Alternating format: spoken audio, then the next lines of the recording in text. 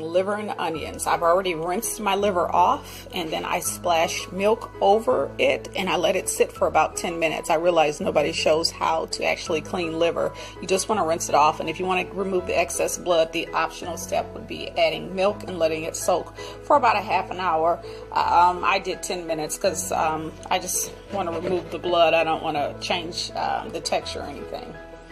Alrighty, we've got our onions already chopped up and our oil heated. So we're going to take our onions and we're going to let these saute down, and we'll be right back.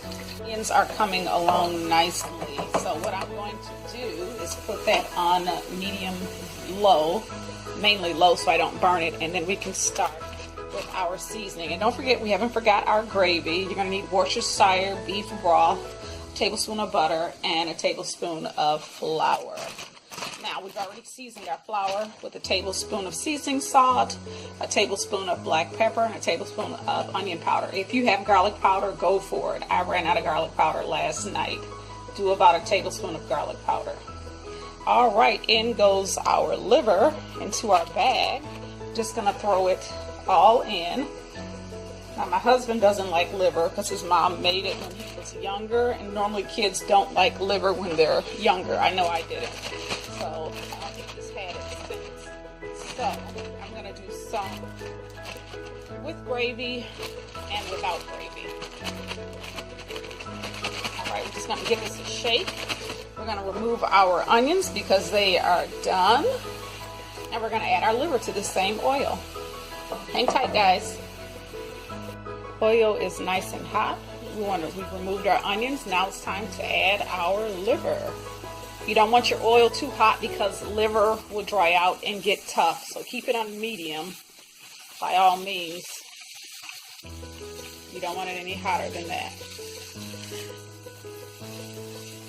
Okay, we're gonna let this fry for about 2 minutes on each side, 2 to 3 minutes on each side. You want to get a little crisp on there.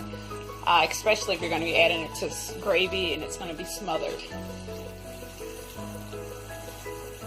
You get about 4.5 minutes on the other side to get a little crisp on there.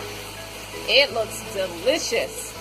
And now I have flipped it over. If you're going to be making gravy, you don't want to cook it all the way through if you plan on smothering it.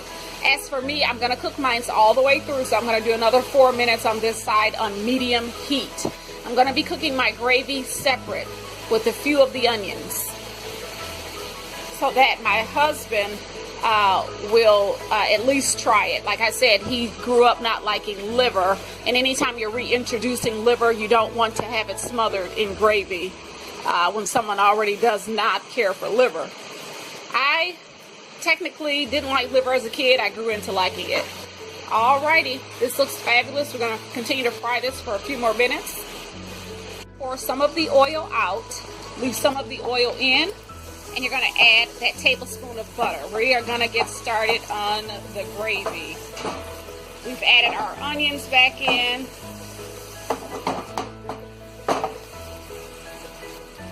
Okay.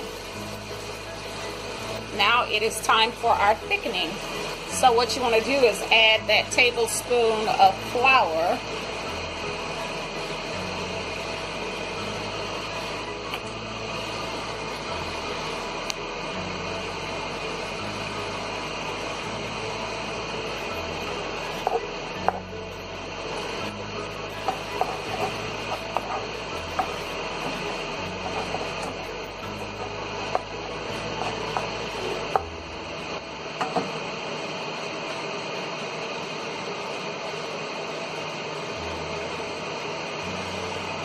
A little bit more.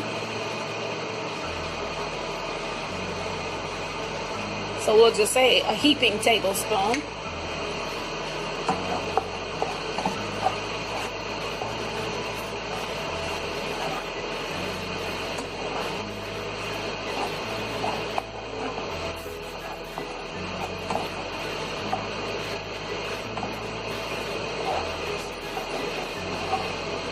I'm going to let that saute for about 30 seconds.